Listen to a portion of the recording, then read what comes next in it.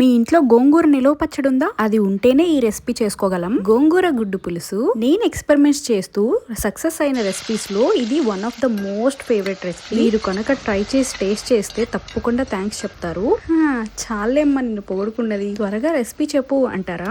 Okay ఇంకా recipe విషయానికి వస్తే ఫస్ట్ అయితే ఒక పాన్ తీసుకొని స్టవ్ మీద పెట్టేసుకొని ఆయిల్ యాడ్ చేసేసుకోండి. ఆయిల్ బాగా హీట్ ఎక్కాక సన్నగా తరిగిన ఆనియన్స్ యాడ్ చేసేసుకొని బాగా ఫ్రై చేసుకోవాలి. అది కాస్త గోల్డెన్ బ్రౌన్ లోకి ఫ్రై అయ్యాక ఇప్పుడు టమాటో యాడ్ చేసేసుకోవాలి. కొంచెం పసుపు వేసుకొని బాగా మగ్గించుకోవాలి. అది మగ్గుతుండగా గోంగూర మసాలా అయితే రెడీ చేసేసుకుందాము. ఒక మిక్సీ జార్ తీసుకొని అందులో కొంచెం గోంగూర నిలవ పచ్చడి, కారం, గరం మసాలా, జీలకర్ర అండ్ గార్లిక్ యాడ్ చేసేసుకొని గ్రైండ్ చేసేసుకోండి. బాగా థిక్ పేస్ట్ వస్తుంది. ఇప్పుడు టమాటో అండ్ ఆనియన్స్ బాగా మగ్గుంటది కదా, అందులో ఆ గోంగూర మసాలా వేసుకొని బాగా ఫ్రై చేసేసుకోండి. అందులోనే కొంచెం వాటర్ యాడ్ చేసేసుకొని బాగా కలుపుకోండి. ఒక మంచి గ్రేవీ కన్సిస్టెన్సీ వచ్చేంత వరకు ఫ్రై చేసేసుకోవాలి. అందులో కొంచెం సాల్ట్ యాడ్ చేసేసుకొని బాయిల్ చేసుకోండి. మీరు యూట్యూబ్ లో ఎక్కడ వెతికినా కూడా ఈ రెసిపీ అయితే దొరకదు. ఇట్స్ మై ఓన్ రెసిపీ అండి.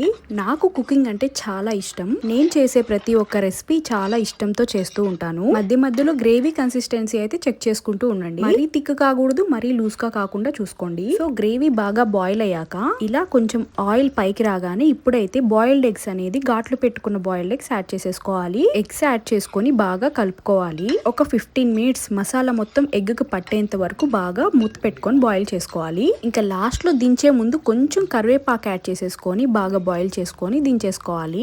ఇంతే అండి, టేస్టీ గోంగూర గుడ్డు పులుసు రెడీ.